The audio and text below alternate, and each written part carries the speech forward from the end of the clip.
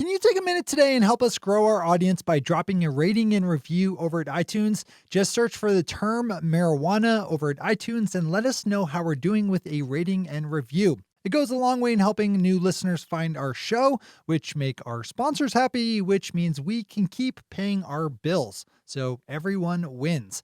Thanks so much. This episode of Marijuana Today Daily is brought to you by our friends over at ease.com, California's top one-stop website for legal marijuana delivery, as well as an option for the same for folks living in the Portland, Oregon area. Good morning, Marijuana Nation. It's Friday, September 6th, 2019, and you're tuned in to episode 792 of Marijuana Today Daily. I'm your host, Shay Gunther, and I'll be walking you through today's marijuana news and headlines. As always, we have a full and busy day of cannabis news in our hands, so let's jump right into it. The growing national crisis over health concerns tied with the use of vaporizers continues to hold the top spot today, as we have some clues that vitamin E might be the cause of the 215 reported cases spread out over 25 states that now include 2 deaths. State lab tests in New York recently discovered high amounts of vitamin E within offending vaporizers, which have caused 34 reported cases of severe pulmonary illness in the state. Vitamin E is an approved ingredient in many health and wellness products, but is not approved for use in vaporizers. New York health officials say they are now focusing in on vitamin E as the potential cause, though this one is still very much wide open. As the U.S. Food and Drug Administration released a statement yesterday saying that of the more than 100 samples its scientists have run, quote, no one substance, including vitamin E acetate, has been identified in all the samples, unquote. Stay on top of this one. Tom Angel, writing over at Forbes, has our second top headline today with a pickup of news that the number of acres of licensed land cleared for the cultivation of industrial hemp has quadrupled this year, growing to more than 511,000 acres, up from just 78,176 acres last year and 9,770 acres way back in 2016. Those are huge jumps, and I bet you next year's report is going to be just as jaw-dropping. The numbers were pulled together by hemp advocacy group Vote Hemp as part of a just-released report that you should swing over to Tom's piece to dive into fully yourself. It should be noted that that much hemp wasn't actually grown. Those are just figures for how much licensed land there was, but the growth in acres under actual cultivation was similarly healthy. I'd read this one as well today. Our final top story of the day and the week is good news out of Mississippi, where the group Mississippians for Compassionate Care announced yesterday that it had submitted more than enough signatures of support for a medical marijuana voters initiative to qualify for next year's ballot. The deadline to submit is today, and the group had a mark of 86,000 qualified signatures to hit, with spokeswoman Jamie Grantham saying that they had turned in more than 105,000 that had already been certified by local clerks out of more than 214,000 in all collected.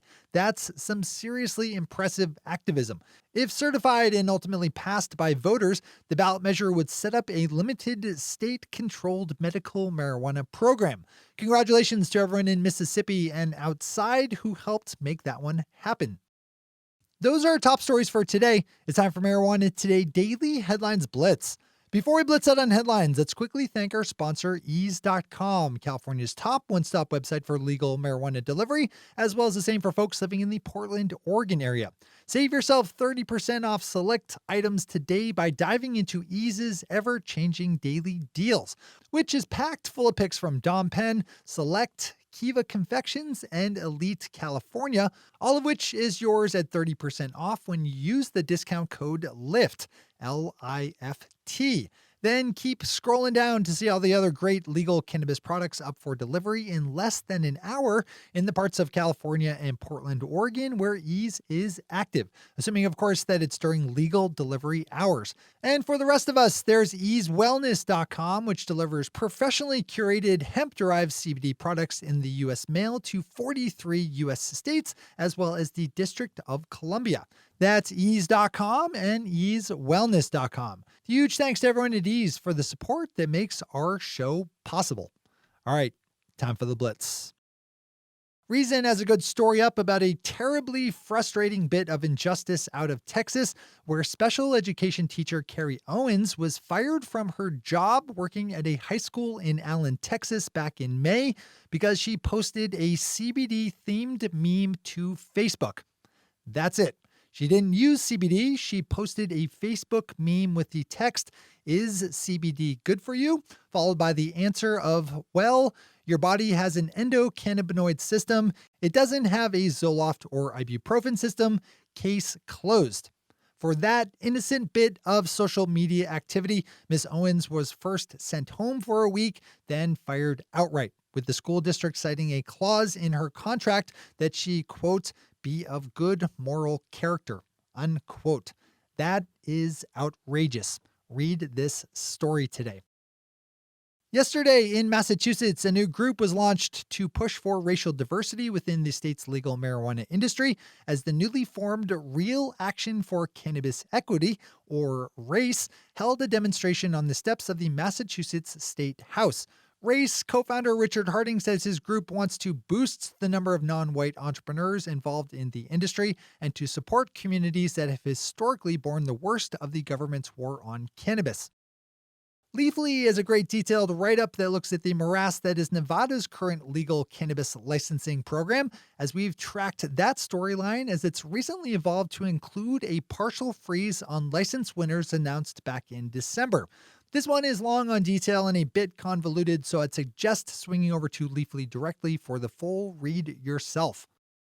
Kyle Yeager over Marijuana Moment is reporting that a coalition of more than 100 civil rights groups have banded together to release a detailed criminal justice platform built around a call to end the war on drugs and to legalize marijuana.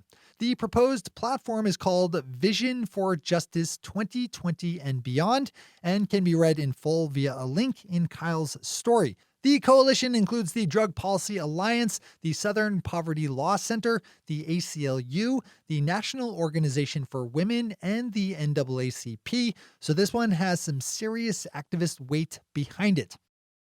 With a second story today, Kyle picked up on an announcement made yesterday by nonprofit organization Code for America that its custom-made application to automatically scrub people's criminal records of cannabis crimes has been updated and could potentially help more than 220,000 people clear their names.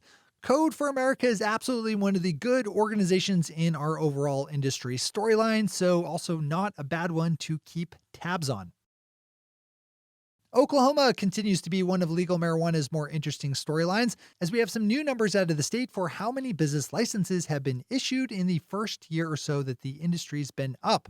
According to the Oklahoma Medical Marijuana Authority, there are now 4,287 licensed cultivators in the state, along with 1,173 processors and 1,848 licensed dispensaries, serving 178,173 registered patients. Now, that is how you open up a barriers-free industry. We end this week's news with a very cool headline from over in England, where our very own Shalene Title, an on-hiatus regular on our weekly podcast Marijuana Today, who is serving as one of the 5 members of the Massachusetts Cannabis Control Commission, just testified to the British Parliament on best practices for legalizing marijuana and other drugs. Before stepping into her role on the commission, Shalene worked as an activist and lawyer and wrote much of the 2016 ballot measure that legalized adult use in the first place. She's also one of the main drivers for the state's social equity programs. Shalene spoke to the British Parliament along with respected activist and academic Sanho Tree from the Institute for Policy Studies and Catherine Ledger of the Indian Information Network of South America. Those are the headlines and news for the day. I'll be back with you again Monday morning with another information-packed episode of Marijuana Today Daily. But in the meantime, if you have any stories to share or feedback to give, zip us an email to headlines@mjtodaydaily.com.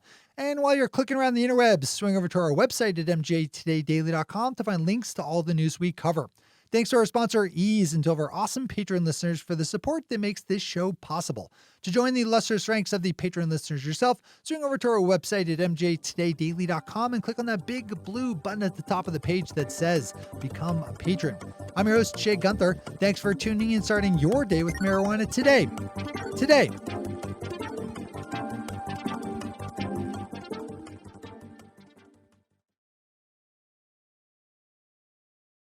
One take, Shay. One take.